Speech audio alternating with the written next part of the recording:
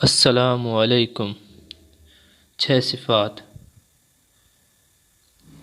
میرے محترم بھائیوں، بزرگوں اور دوستوں، سارے انسانوں کی کامیابی اس مبارک دین میں ہے جس کو میرے اور آپ کے آقا حضرت محمد صلی اللہ علیہ وسلم لے کر آئے ہیں۔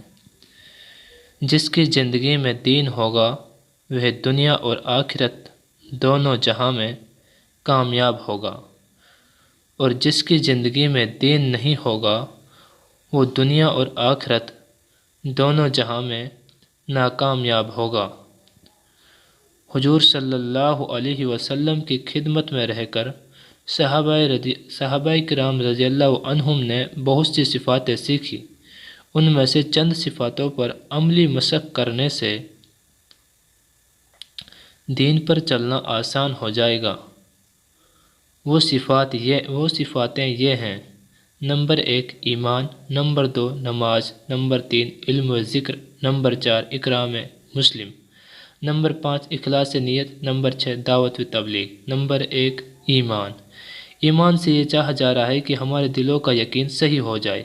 ایک اکیلے اللہ سے ہونے کا یقین ہمارے اندر آ جائے، غیر اللہ سے ہونے کا یقین ہمارے اندر سے نکل جائے۔ ایمان کے مفہوم کی پہنچ دماغ تک ہے، اور ایمان کے حرف کی پہنچ کتاب تک ہے، اور ایمان کے بول کی پہنچ زبان تک ہے۔ ایمان کی آواز کی پہنچ کانوں تک ہے، اور ایمان کے اخلاص کی پہنچ دل تک ہے۔ ظاہر کے خلاف بولنے سے اور ظاہر کے خلاف سوچنے سے، ظاہر کے خلاف سننے سے، ظاہر کے خلاف چلنے سے ایمان کی حقیقت آئے گی۔ ایک حدیث کا مفہوم ہے: جب تک دنیا میں ایک بھی ایمان والا اللہ اللہ کہنے والا شخص موجود ہوگا تب تک اللہ تعالیٰ اس دنیا کے نظام کو اسی طرح چلاتا رہے گا، اور جب اس دنیا میں ایک بھی اللہ اللہ کہنے والا شخص ایمان والا موجود نہیں رہے گا تو اللہ تعالیٰ اس دنیا کے نظام کو توڑ پھوڑ کر درہم برہم کر دیں گے اور قیامت نازل کر دیں گے۔ ایمان کا کلمہ لا الہ الا اللہ محمد الرسول اللہ صلی اللہ علیہ وسلم ہے۔ اس کے معنی اللہ تعالیٰ کے سوا کوئی معبود نہیں، اور محمد صلی اللہ علیہ وسلم اللہ کے رسول ہیں، اور اس کا مطلب یہ ہے کہ کسی سے کچھ نہیں ہوتا سوائے اللہ کے۔ عزت کا دینا، ذلت کا دینا، حیات کا دینا، موت کا دینا، بیماری کا دینا، صفات کا دینا، دن اور رات کا تبدیل کرنا، روزی کا دینا، پریشانی کا دینا، محبت کا ڈالنا، نفرت کا ڈالنا، سب کچھ اللہ کے ہاتھ میں ہے۔ حضور صلی اللہ علیہ وسلم کے طریقے میں 100% کامیابی ہے، غیروں کے طریقوں میں ناکامیابی ہے۔ کلمہ کا تقاضا یہ ہے کہ انسان من چاہی زندگی کو چھوڑ کر رب چاہی زندگی اختیار کر لے۔ اپنی زندگی میں ایمان لانے کے لیے 3 لائن کی محنت کرنی بہت ضروری ہے۔ دینی مجالس میں بیٹھ کر ایمان کے فضائل کو خوب سنیں، اور لوگوں میں چل پھر کر خوب دعوت دے اور اللہ کی بڑائی کو خوب بولے۔ نمبر 2 اللہ کی بنائی ہوئی چیزوں میں خوب غور و فکر کرے۔ نمبر 3 اللہ سے رو رو کر حقیقت والے ایمان کو مانگے۔ نمبر 2 نماز۔ نماز سے یہ چاہا جا رہا ہے کہ ہماری زندگی صفت و صلات پر آ جائے، یعنی نماز میں جیسے ہم اللہ کا حکم پورا کرتے ہیں ویسے ہی نماز کے باہر اللہ کا حکم پورا کرنے والے بن جائیں، اور 2 رکعت نماز پڑھ کر اللہ تعالیٰ کی قدرت سے فائدہ اٹھانے والے بن جائیں۔ حدیث پاک کا مفہوم ہے کہ جو شخص 5 وقت کی نماز پابندی کے ساتھ پڑھتا ہے تو اس کو اللہ تعالی 5 انعام دیتے ہیں۔ نمبر 1، رزق کی تنگی دور کر دیتے ہیں۔ نمبر 2، قبر کا عذاب ہٹا دیں گے۔ نمبر 3، اعمال نامہ دائیں ہاتھ میں دیں گے۔ نمبر 4، پل صراط کا راستہ بجلی کی طرح پار کرا دیں گے۔ نمبر 5، حساب سے محفوظ کر دیں گے۔ نماز حضور صلی اللہ علیہ وسلم کی آنکھوں کی ٹھنڈک ہے، مومن کا نور ہے، شیطان کا منہ کالا کر دیتی ہے اور دل کا سکون ہے۔ جس طرح بدن کے لیے سر ضروری ہے، اسی طرح مسلمان کے لیے نماز پڑھنا ضروری ہے۔ حقیقت والی نماز بنانے کے لیے 3 لائن کی محنت کرنی ہوگی۔ دینی مجالس میں بیٹھ کر نماز کے فضائل کو خوب سنیں اور لوگوں میں چل پھر کر حقیقت والی نماز اور نماز کے فضائل کی خوب دعوت دیں۔ نمبر 2، ظاہر اور باطن کے اعتبار سے 2 رکعت نفل نماز پڑھ کر مشق کریں۔ نمبر 3، اللہ تعالیٰ سے رو رو کر حقیقت والی نماز کو مانگے۔ نمبر 3، علم و ذکر۔ علم ایک راستہ ہے، ذکر ایک روشنی ہے۔ علم سے یہ چاہا جا رہا ہے کہ ہمارے اندر تحقیق کا جذبہ پیدا ہو جائے۔ کم سے کم علم اتنا جاننا ضروری ہے کہ حرام حلال کی پہچان ہو جائے۔ حدیث پاک کا مفہوم ہے کہ جو شخص علم دین کو سیکھنے کے لیے نکلتا ہے تو فرشتے اس کے لیے اپنی پرے بچھا دیتے ہیں اور سمندر کی مچھلیاں، درندے، چرندے، پرندے سب مغفرت کی دعا کرتے ہیں۔ یہ صفت ہماری زندگی میں آ جائے، اس کے لیے 3 لائن کی محنت کرنی ہوگی۔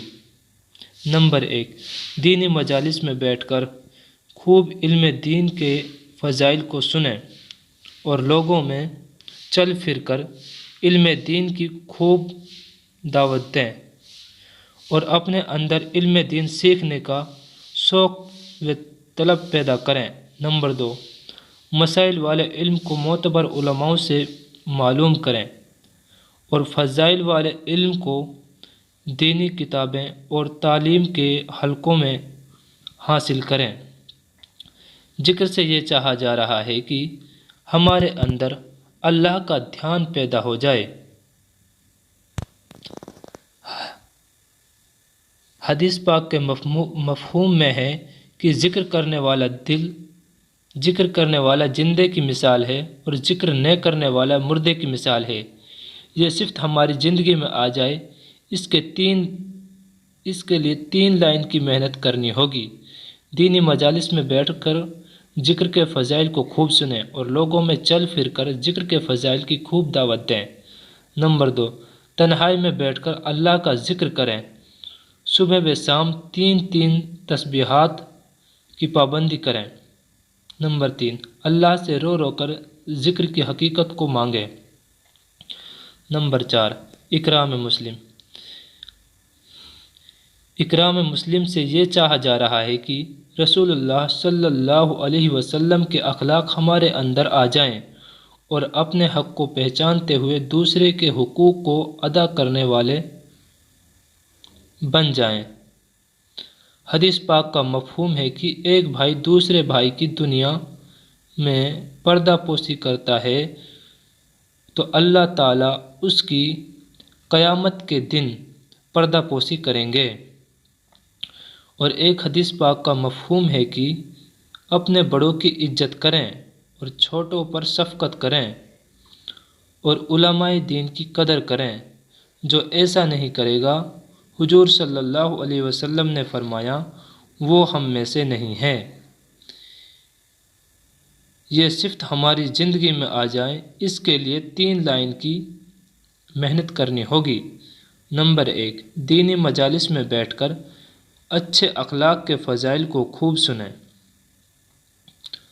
اور لوگوں میں چل پھر کر حضور صلی اللہ علیہ وسلم و صحابہ رضی اللہ عنہم کے اخلاق، ہمدردی اور ایثار، تیاگ یعنی تیاگ کے واقعات کی خوب دعوت دیں۔ ہر ساتھی کی خدمت کر کے اپنے اندر نرمی پیدا کریں اور ہر اللہ کے بندے کو محبت بھری نگاہ سے دیکھیں۔ اپنے آپ کو حقیر سمجھیں۔ نمبر 3، اور اللہ سے رو رو کر حضور صلی اللہ علیہ وسلم والے اخلاق کو مانگے۔ نمبر 5، اخلاص نیت۔ اخلاص نیت سے یہ چاہا جا رہا ہے کہ جو بھی نیک کام کریں اللہ کو راضی کرنے کے لیے کریں۔ اگر ہم اللہ کی رضا کے لیے رائی کے دانے کے برابر نیک کام کریں گے تو اللہ تعالی ہمیں احد پہاڑ کے برابر ثواب دیں گے۔ اگر ہم دکھلاوے کے لیے احد پہاڑ کے برابر نیک کام کریں گے تو اللہ تعالی ہمیں رائی کے دانے کے برابر بھی اجر و ثواب نہیں دیں گے۔ اور اخلاص والے کی علامت یہ ہے کہ کوئی تعریف کرے تو خوش نہ ہو، اگر کوئی نفرت یا قطع رحمی کرے تو ان سے دشمنی نہ ہو اور بدلہ نہ لے۔ یہ صفت ہماری زندگی میں آ جائے اس کے لیے 3 لائن کی محنت کرنی ہوگی۔ نمبر 1، دینی مجالس میں بیٹھ کر اخلاص کے فضائل کو خوب سنیں اور لوگوں میں چل پھر کر اخلاص کے فضائل کی خوب دعوت دیں۔ نمبر 2، ہر عمل کو پہلے اور درمیان میں اور آخر میں اپنی نیت کو 3 بار ٹٹولے۔ نمبر 3، اللہ سے رو رو کر اخلاص حقیقت کو مانگے۔ نمبر 6، دعوت و تبلیغ۔